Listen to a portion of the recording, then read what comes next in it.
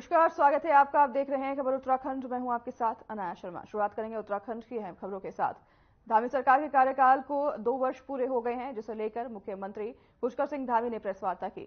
वहीं वार्ता के दौरान मुख्यमंत्री धामी ने सरकार द्वारा राज्य हित में लिए गए फैसलों के बारे में जानकारी दी। उन्होंने कहा कि इस 2 से ढाई वर्ष में कार्यकाल के तमाम परेशानियों का सामना भी करना पड़ा है, जिसमें चाहे जोशीमठ में आई आपदा हो या फिर सिलक्यारा टनल में फंसे मजदूरों को निकालने की बात हो, हमारी सरकार ने सभी परेशानियों का मजबूती से सामना किया और बखूबी निस्तारण किया। वहीं मुख्यमंत्री धामी ने भविष्य में किए जाने वाले कार्यों के बारे में भी जानकारी दी और उत्तराखंड की जनता और केंद्र सरकार का भी धन्यवाद अर्पित किया। तो राज्य की निर्वाचित सरकार, जिसको उत्तराखंड की जनता ने किसी उत्तराखंड स्थापना के बाद ये पहला अवसर है कि जब राज्य के अंदर एक मिथक टूटा और एक परिपाटी बदली, एक नया इतिहास उत्तराखंड की देवतुल्य जनता ने बनाया। किसी भी राजनीतिक दल को लगातार दूसरी बार एक कंटिन्यूअस प्रोसेस में सेवा करने का अवसर प्रदान किया। उसकी पूर्व संध्या, मतलब 2 वर्ष होने के उसकी पूर्व संध्या है। इस अवसर पर हमारे बीच में हमारे पार्टी के प्रदेश अध्यक्ष आदरणीय महेंद्र भट्ट जी, हमारे बहुत वरिष्ठ नेता, राज्यसभा के सांसद, राष्ट्रीय कोषाध्यक्ष आदरणीय नरेश वत्सल जी, आदरणीय आदित्य कोठारी जी, हमारे प्रदेश महामंत्री श्री मनदीप जी, मीडिया के प्रमुख, और यहाँ पर हमारे सभी प्रवक्तागण हैं, पार्टी के हमारे सभी वरिष्ठ दायित्वधारी गण हैं, अनेक पदाधिकारी हैं, और आप सब बंधुओं का मैं आज इस अवसर पर अपनी ओर से बहुत स्वागत करता हूं। खबर देहरादून से है, जहां कांग्रेस ने तीनों लोकसभा सीटों के उम्मीदवारों की नामांकन तिथि घोषित कर दी है। इस बात को लेकर कांग्रेस के प्रदेश संगठन उपाध्यक्ष मथुरा दत्त जोशी ने कहा कि 26 मार्च को टिहरी प्रत्याशी जोत सिंह गुंसोला देहरादून में नामांकन भरेंगे। साथ ही उन्होंने कहा कि पौड़ी लोकसभा प्रत्याशी गणेश गोदियाल और अल्मोड़ा प्रत्याशी प्रदीप टमटा 27 मार्च को अपना नामांकन दाखिल करेंगे।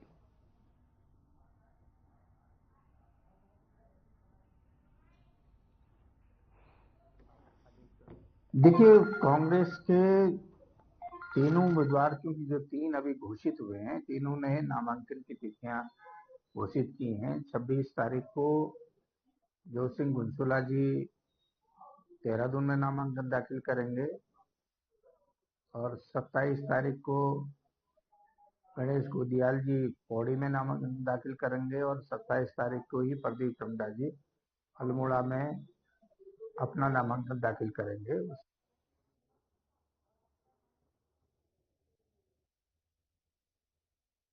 अल्मोड़ा में मुख्यमंत्री ने बीजेपी प्रत्याशी अजय टमटा की चुनावी सभा को संबोधित किया और वहीं कई कांग्रेसी कार्यकर्ताओं ने बीजेपी को ज्वाइन किया। बीजेपी में शामिल होने के वाले नाम में सबसे बड़ा नाम अल्मोड़ा के एक होटल के मालिक हैं, जिनके परिवार ने कांग्रेस में पिछले 60 वर्षों से सेवा दी है। उनका परिवार हरीश रावत का बहुत नजदीकी रहा है।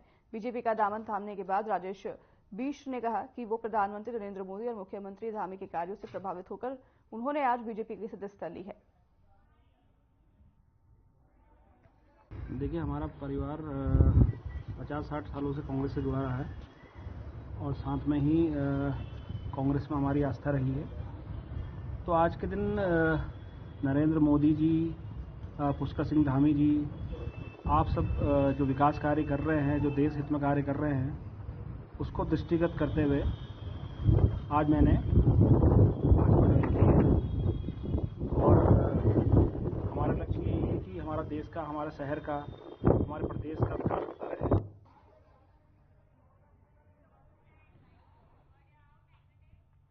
चुनावी बिगुल बजने के साथ ही बीजेपी ने अपनी कमर कस ली है, साथ ही अपने सभी प्रत्याशियों को मैदान में उतार दिया है। वहीं नैनीताल उधम सिंह नगर लोकसभा सीट से सांसद अजय भट्ट को टिकट देकर बीजेपी ने पुनः अपना विश्वास जताते हुए उन्हें मैदान में उतारा है। वहीं लाल कुआं पहुंचे अजय भट्ट ने नामांकन रैली को संबोधित करते हुए कहा कि बीजेपी सरकार द्वारा किए गए विकास के कार्य हर एक व्यक्ति तक विकास पहुंचा है। और अपने संसदीय क्षेत्र की बात करते हुए उन्होंने कहा कि जमरानी बांध, एम्स हॉस्पिटल की नींव रखना, बिंदु खता को राजस्व गांव की मान्यता दिलाने के निरंतर प्रयास कार्य किए जा रहे हैं।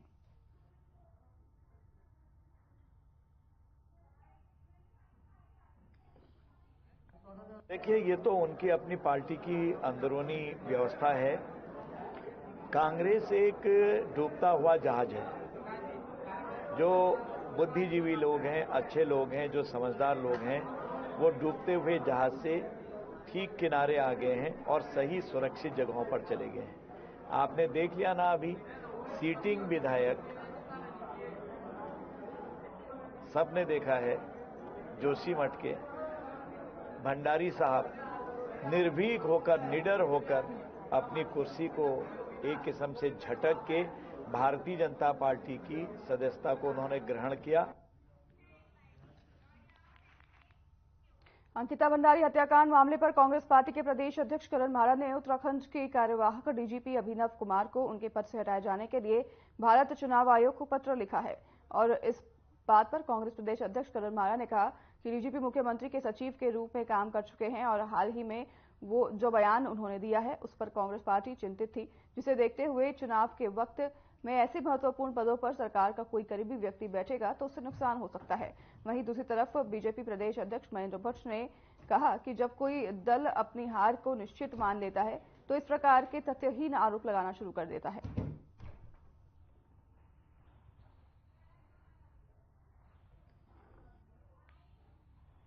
चुनाव से पहले कुछ निर्णय होते हैं।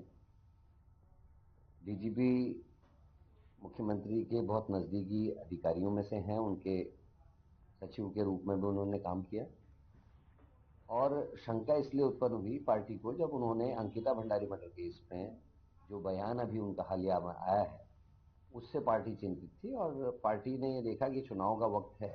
देखिए, जब कोई दल अपनी हार को निश्चित मान लेता है, तो इस प्रकार का आरोप लगाने प्रारंभ शुरू से ही कर देता है।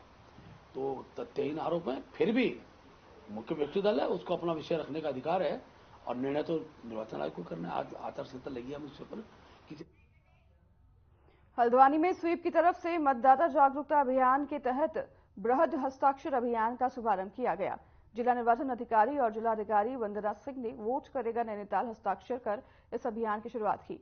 इस दौरान उन्होंने कहा कि मतदाता जागरूकता अभियान प्रत्येक बूथ तक चलाने के निर्देश दिए गए हैं, जिसके तहत हस्ताक्षर अभियान के साथ ही सेल्फी पॉइंट और रील कंपटीशन और बूथ आइकॉन के माध्यम से भी लोगों को मतदान के प्रति जागरूक करने का कार्य किया जा रहा है।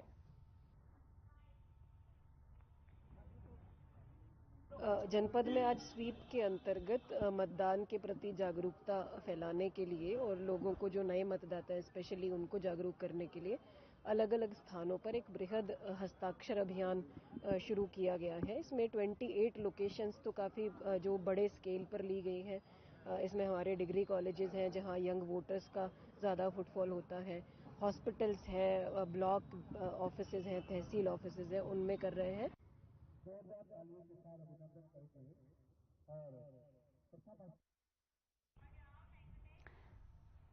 लोकसभा चुनाव को शांतिपूर्ण कराने और मतदान प्रतिशत बढ़ाने को लेकर प्रशासन हर संभव प्रयास कर रहा है। इसी क्रम में जसपुर में उप जिलाधिकारी कार्यालय में एसडीएम गौरव चटवाल ने नगरपालिका क्षेत्र के सभासदों के साथ बैठक की और बैठक में लोकसभा चुनाव में जसपुर विधानसभा क्षेत्र में मतदान प्रतिशत बढ़ाने को लेकर चर्चा की गई।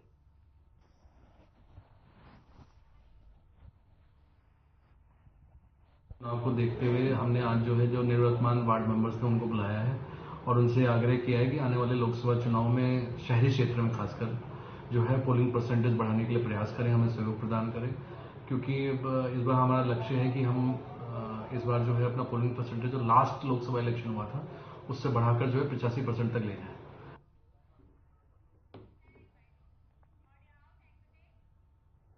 गर्मियों के सीजन शुरू होने से पहले ही पेयजल विभाग अलर्ट मोड पर आ गया है। हल्द्वानी शहर में 70 mlg के लगभग पानी उपलब्ध जा रहे हैं, जबकि डिमांड 80 से 82 mlg की है। वहीं आपको बता दें कि पेयजल विभाग के अधीक्षण अभियंता के मुताबिक हल्द्वानी शहर के अधिकतर हिस्सों में जल जीवन मिशन के कार्य मार्च महीने के अंत तक पूरे हो जाएंगे।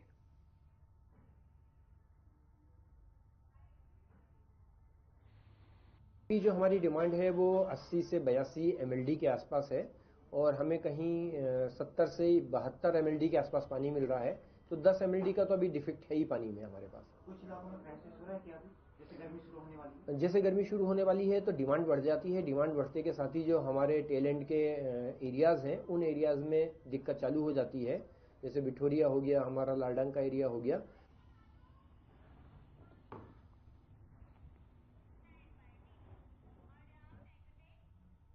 उधम सिंह नगर के खटीमा में आगामी त्योहारों में सुरक्षा और शांति व्यवस्था को देखते हुए 20 कमेटी की एक बैठक का आयोजन किया गया।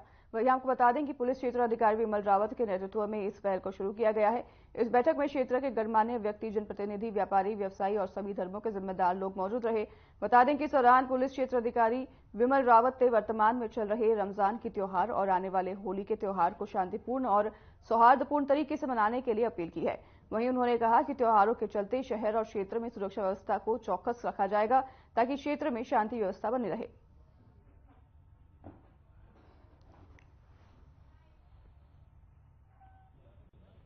ये मीटिंग हमारा एक नॉर्मल रूटीन है। इसमें आने वाली फेस्टिवल जैसे हमारे रमजान भी चल रहे हैं और होली भी चल रही है, आने वाले त्यौहार जो है, इसलिए हम लोगों ने पीस कमेटी की मीटिंग करी है जिसमें हमारे सोसाइटी के जो सारे समाज के जो लोग हैं आसपास के, उनको कोऑर्डिनेटर में बिठा के उनसे आने वाली त्यौहार किस तरह मनाए जाएं जिससे कि आपसी सौहार्द और एक पीस जो है समाज में बना रहे। साथ में इसमें भी डिस्कस हुआ है जो समाज के लोगों के विभिन्न कंसर्न थे उनको भी एड्रेस किया गया है, जिसमें होली वाले दिन जो है ड्यूटीज लगाई जाएंगी, सेंसिटिव एरियाज में गश्त भी रहेगी, जिससे कि हमारे जो त्यौहार हैं बहुत हंसी खुशी से सेलिब्रेट किए जाएं और सब जो है अच्छी तरह से निपट जाए।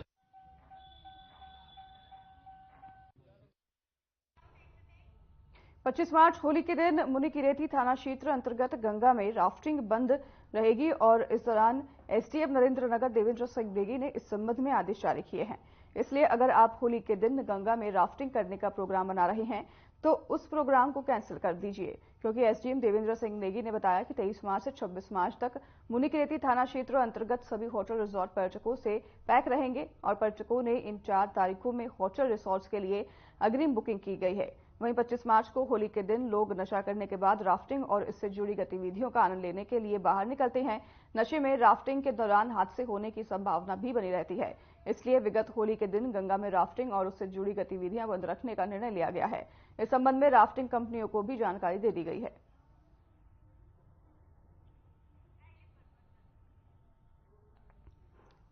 होली के दिन गंगा नदी में राफ्टिंग करने पर रोक लगा दी गई है, खास करके होली के दिन इसलिए क्योंकि होली के दिन सभी नशे उत्पादों का इस्तेमाल करके रिवर में राफ्टिंग करने जाते हैं, जिस वजह से घटनाओं के होने की भी आशंका लगी रहती है।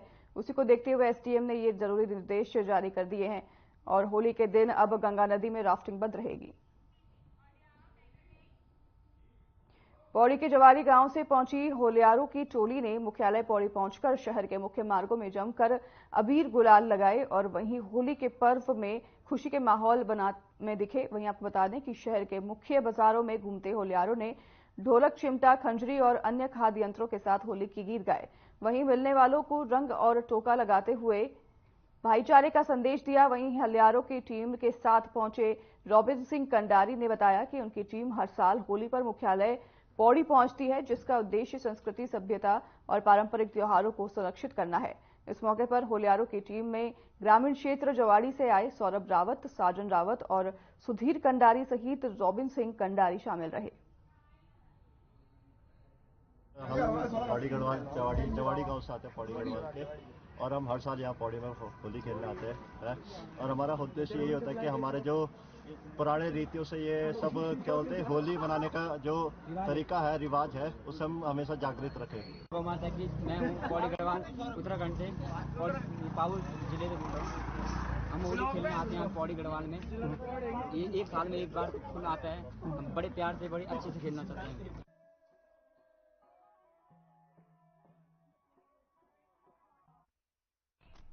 ऋषिकेश छात्र संघ के नेताओं ने परीक्षाओं में त्रुटि होने का आरोप लगाया है। वहीं आपको बता दें कि मामले में श्री देव सुमन विश्वविद्यालय के कुलपति को ज्ञापन देकर समस्याओं का समाधान करने की मांग की गई है। बता दें कि छात्र संघ अध्यक्ष के नेतृत्व में कॉलेज के छात्रों ने श्री देव सुमन विश्वविद्यालय के कुलपति प्रोफेसर के जोशी से मुलाकात की। इस दौरान कुलपति को परीक्षाओं में गलतियां होने का आरोप लगाते हुए समस्याओं को बताया गया। इसके साथ ही समस्याओं का शीघ्र समाधान करने की मांग भी छात्र संघ अध्यक्ष हिमांशु ने की है।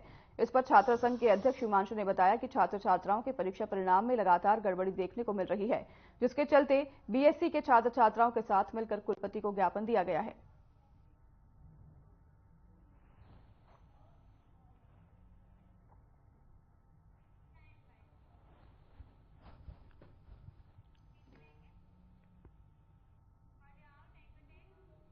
खबर देहरादून से है, जहां पुलिस ने चोरी के मामले में एक शातिर चोर को गिरफ्तार किया है। गिरफ्तार चोर के पास से पुलिस ने 5 लाख रुपए की नकदी और ज्वेलरी बरामद की है। चोरी के मामले को लेकर एसपी सिटी प्रमोद कुमार ने बताया कि अभियुक्त ने सेनाधिकारी के आवास पर चोरी की थी, जिसकी सूचना पुलिस को मिली। पुलिस ने घटनास्थल का जायजा लिया और आसपास के करीब 200 से ज्यादा सीसीटीवी फुटेज को खंगाला और आरोपी को गिरफ्तार किया। साथ ही उन्होंने कहा कि अभियुक्त पर दर्जन भर से ज्यादा चोरी के मामले दर्ज हैं।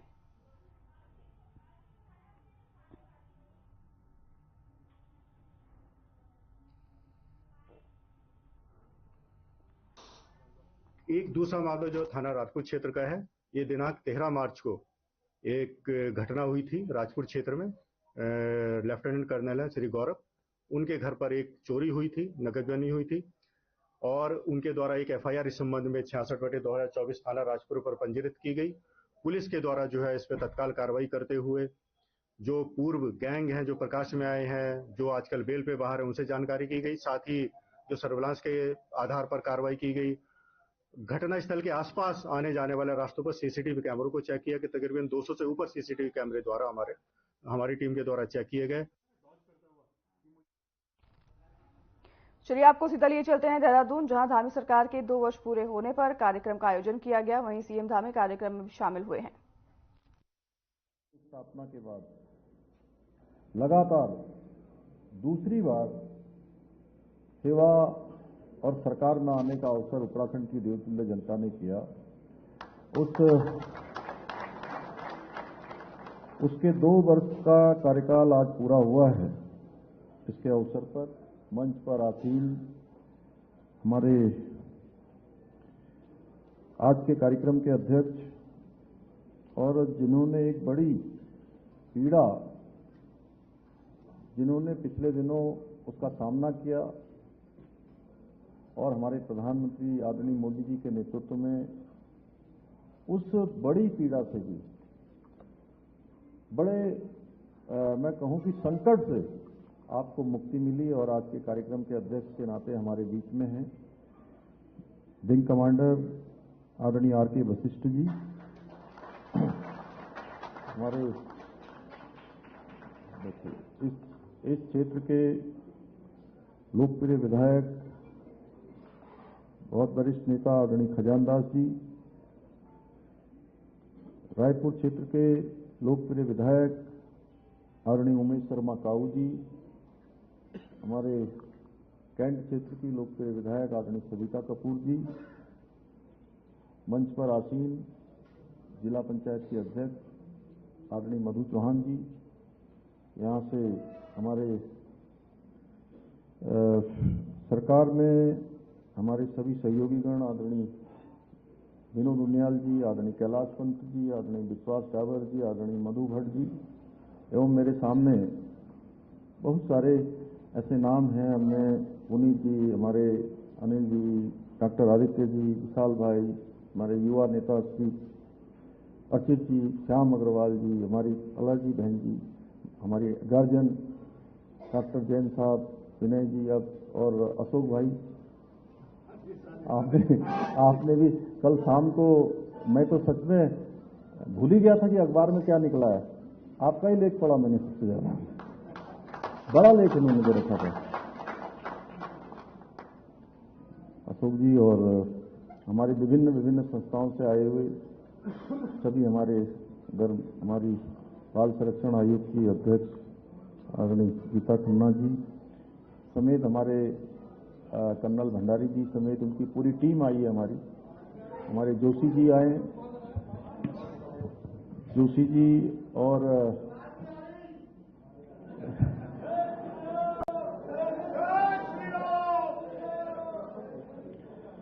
कैसे हो गड़बड़ क्यों हो रहा?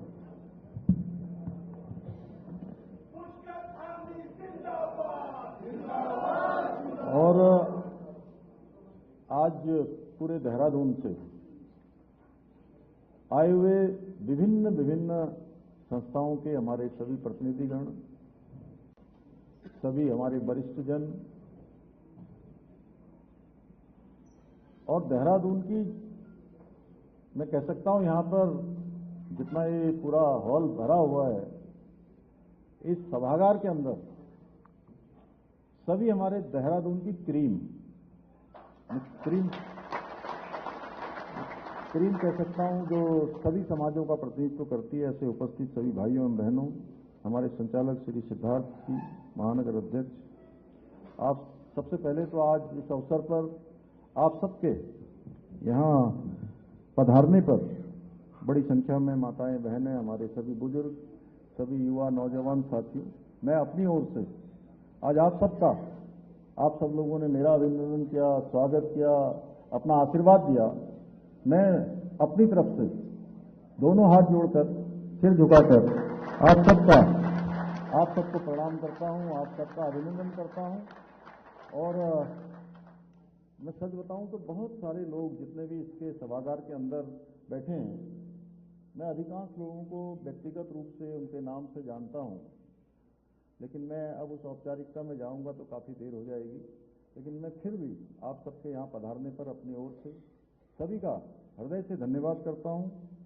और आज इस अवसर पर उत्तराखंड राज्य स्थापना हेतु अपना सर्वस्व निछावर करने वाले ऐसे हमारे अमर बलिदानियों का, जिन्होंने देश की सीमाओं के लिए अपने प्राणों की शहादत दी, अपना बलिदान दिया, उत्तराखंड के समस्त आंदोलनकारियों को, उनको भी आज मैं नमन करना चाहता हूं कि उनकी प्रेरणा से हम आज राज्य को आगे बढ़ाने का काम कर रहे हैं। और आज का दिन 23 मार्च, यह आज विशेष दिन है। आज ही के दिन हमारे अमर शहीद भगत सिंह, राजगुरु, सुखदेव को भी आज मैं अपनी भावांजलि अर्पित करता हूं।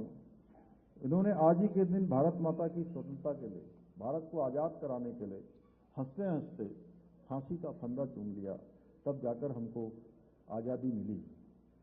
भाइयों बहनों, सबसे पहले तो मैं आज सच बताऊं तो अपने दिल की बात, क्योंकि थोड़ा समय है और जितना भी यहाँ पर समय है, संगोष्ठी तो ये होती है कि संगोष्ठी में हम सब लोग बोलते, सबके विचार आते, लेकिन मैं देख रहा हूँ कि क्योंकि समय की भी बाध्यता है और पहले से कई सारे कार्यक्रम भी लगे हैं, मेरा मन तो बहुत था कि बहुत सारे लोग एक से एक अच्छे वक्ता हैं, मंच पर हैं, मंच के सामने भी हैं, उन सब की बात सुनते, लेकिन समय कम है।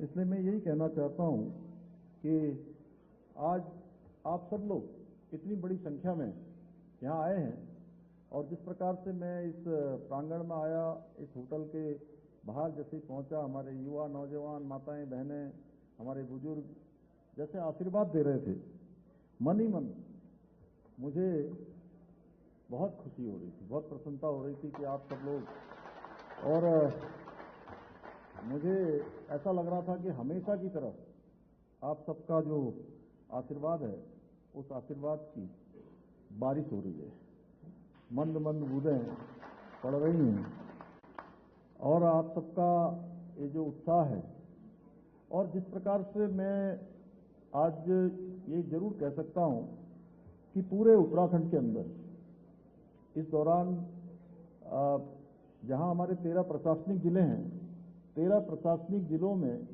मैं एक एक जिले के मुख्यालय पर गया और हमने जो अभी मातृशक्ति बंधन के समारोह आयोजित किए, उस समारोह में जिस प्रकार मातृशक्ति ने बढ़ चढ़कर भाग लिया और छोटे छोटे स्थानों पर बड़ी संख्या में आकर उन्होंने आशीर्वाद दिया, और आज भी मैं देख रहा हूं संख्या का महत्व होता है, लेकिन जो ऊर्जा, जोश, उमंग, उत्साह, वो अपने आप में बहुत कुछ कहता है। आप सबके अंदर जो मैं ऊर्जा देख पा रहा हूं, जो आपका उत्साह देख पा रहा हूं, जो प्रेम देख रहा हूं, अपने बड़े बुजुर्गों का जो आशीर्वाद मैं देख रहा हूं, मैं कह सकता हूं कि 2 साल का जो कार्यकाल, जिस विश्वास के साथ आप सब लोगों ने जो जिम्मेदारी सौंपी थी, उस विश्वास पर आज हमारी राज्य की सरकार खरी उतर रही है, उसको उन अपेक्षाओं को, आकांक्षाओं को पूरा कर रही है। और सच कहूं तो भाइयों बहन, तो फिलहाल इस बुलेटिन में हमारे साथ बस इतना ही। नमस्कार।